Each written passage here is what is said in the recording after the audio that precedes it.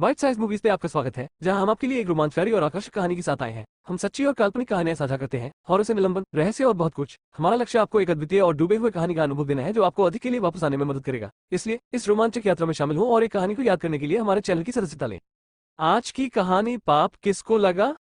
काशी में प्रताप मुकुट नाम का राजा राज्य करता था। उसके वज्र मुकुट नाम का एक बेटा था। एक दिन राजकुमार दीवान के लड़के को साथ लेकर शिकार खेलने जंगल गया। घूमते घूमते उन्हें तालाब मिला। उसके पानी में कमल खिले थे और हंस किलोल कर रहे थे। किनारों पर घने पेड़ थे, जिन पर पक्षी चहचहा रहे थे।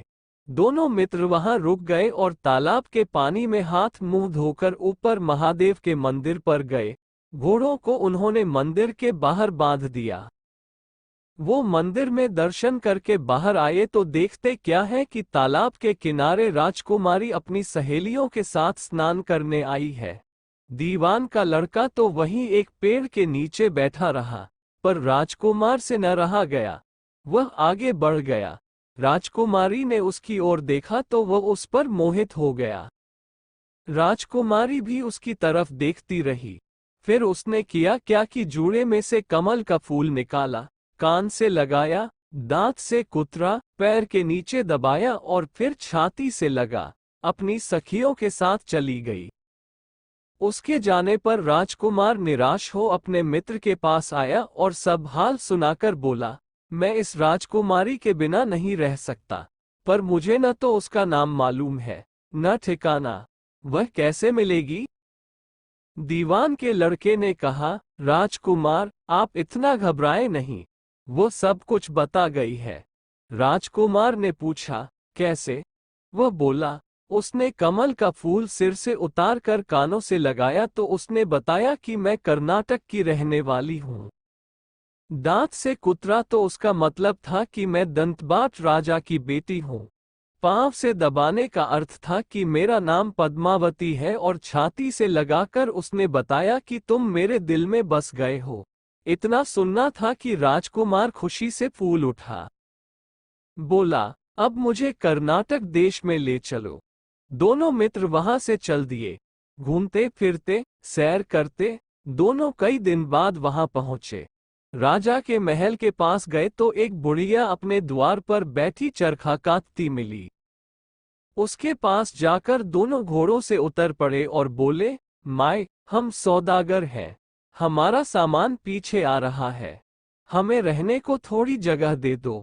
उनकी शक्ल सूरत देखकर और बात सुनकर बुढ़िया के मन में ममता उमड़ आई। बोली, बेटा, तुम्हारा घर है, जब तक जी में आए रहो। दोनों वहीं ठहर गए। दीवान के बेटे ने उससे पूछा, माय, तुम क्या करती हो? तुम्हारे घर में कौन कौन है? तुम्हारी गुजर कैसे होती है? बुढ़िया ने जवाब दिया, बेटा, मेरा एक बेटा है जो राजा की चाकरी में है। मैं राजा की बेटी पहमावती की धाय थी। बूढ़ी हो जाने से अब घर में रहती हूँ। राजा खाने पीने को दे देता है। दिन में एक बार राजकुमारी को देखने महल में जाती हूँ।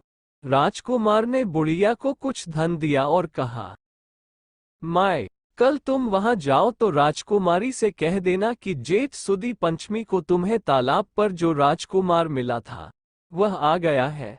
अगले दिन जब बुढ़िया राजमहल गई तो उसने राजकुमार का संदेशा उसे दे दिया। सुनते ही राजकुमारी ने गुस्सा होकर हाथों में चंदन लगाकर उसके गाल पर तमाचा मारा और कहा, मेरे घर से निकल जा। बुढ़िया ने घर आकर सब हाल राजकुमार को कह सुनाया। राजकुमार हक्का बक्का रह गया। तब उसके मित्र ने कहा, राजकुमार, आप घबराए नहीं, उसकी बातों को समझें। उसने देसों उंगलियां सफेद चंदन में मारी। इससे उसका मतलब ये है कि अभी 10 रोज चांदनी के हैं। उनके बीतने पर मैं अंधेरी रात में मिलूंगी। 10 दिन के बाद बुढ़िया ने फिर राजकुमारी को खबर दी तो इस बार उसने केसर के रंग में 3 उंगलियां डुबोकर उसके मुंह पर मारी और कहा, भाग यहां से। बुढ़िया ने आकर सारी बात सुना दी। राजकुमार शोक से व्याकुल हो गया। दीवान के लड़के ने समझाया, इसमें हैरान होने की क्या बात है? उसने कहा है कि मुझे मासिक धर्म हो रहा है। 3 दिन और ठहरो। 3 दिन बीतने पर बुढ़िया फिर वहां पहुंची। इस बार राजकुमारी ने उसे फटकार कर पश्चिम की खिड़की से बाहर निकाल दिया। उसने आकर राजकुमार को बता दिया। सुनकर दीवान का लड़का बोला, मित्र, उसने आज रात को तुम्हें उस खिड़की की राह बुलाया है। मारे खुशी के राजकुमार उछल पड़ा। समय आने पर उसने बुढ़िया की पोशाक पहनी, इत्र लगाया, हथियार बांधे।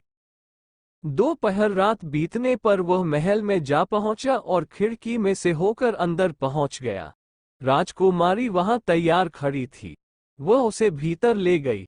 अंदर के हाल देखकर राजकुमार की आंखें खुल गईं। एक से एक बढ़कर चीजें थीं।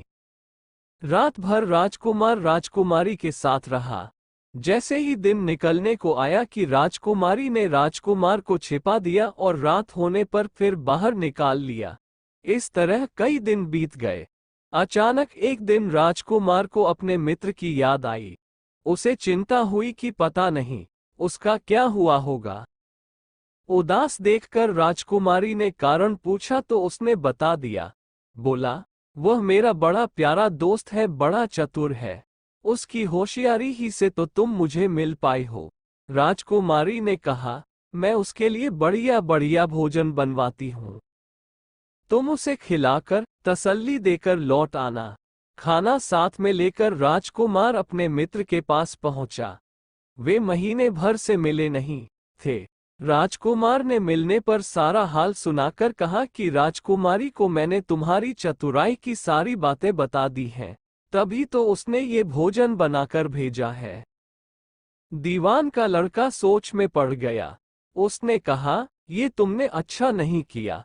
राजकुमारी समझ गई कि जब तक मैं हूं, वह तुम्हें अपने बस में नहीं रख सकती, इसलिए उसने इस खाने में जहर मिलाकर भेजा है। ये कहकर दीवान के लड़के ने थाली में से एक लड्डू उठाकर कुत्ते के आगे डाल दिया। खाते ही कुत्ता मर गया। राजकुमार को बड़ा बुरा लगा। उसने कहा, ऐसी स्त्री से भगवान बचाए, मैं अब उसके पास नहीं जाऊंगा। दीवान का बेटा बोला, नहीं, अब ऐसा उपाय करना चाहिए जिससे हम उसे घर ले चलें। आज रात को तुम वहां जाओ। जब राजकुमारी सो जाए तो उसकी बाईं जांघ पर त्रिशूल का निशान बनाकर उसके गहने लेकर चले आना।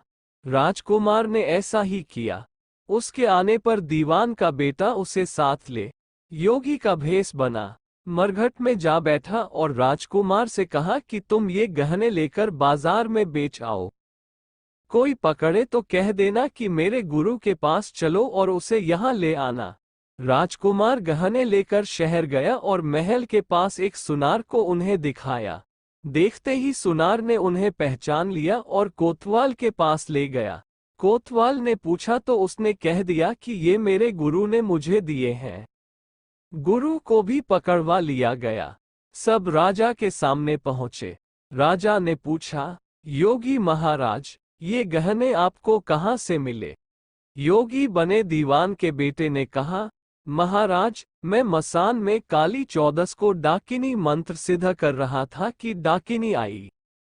मैंने उसके गहने उतार लिए और उसकी बाईं जांघ में त्रिशूल का निशान बना दिया। इतना सुनकर राजा महल में गया और उसने रानी से कहा कि पद्मावती की बाईं जांघ पर देखो कि त्रिशूल का निशान तो नहीं है। रानी देखा तो था। राजा को बड़ा दुख हुआ। बाहर आकर वह योगी को एक ओर ले जाकर बोला, महाराज, धर्मशास्त्र में खोटी स्त्रियों के लिए क्या दंड है? योगी ने जवाब दिया, राजन, ब्राह्मण, गौ, स्त्री, लड़का और अपने आश्रय में रहने वाले से कोई खोटा काम हो जाए तो उसे देश निकाला दे देना चाहिए। ये सुनकर राजा ने पद्मावती को डोली में बिठाकर जंगल में छुड़वा दिया। राजकुमार और दीवान का बेटा तो ताक में बैठे ही थे। राजकुमारी को अकेली पाकर साथ ले अपने नगर में लौट आए और आनंद से रहने लगे।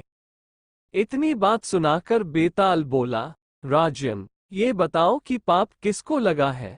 राजा ने कहा, पाप तो राजा को लगा। दीवान के बेटे ने अपने स्वामी का काम किया। कोतवाल ने राजा को कहना माना और राजकुमार ने अपना मनोरथ सिद्ध किया। राजा ने पाप किया, जो बिना विचारे उसे देश निकाला दे दिया। राजा का इतना कहना था कि बेताल फिर उसी पेड़ पर जा लटका। राजा वापस गया और बेताल को लेकर चल दिया। बेताल बोला, राजन सुनो, एक कहानी और सुनाता हूँ।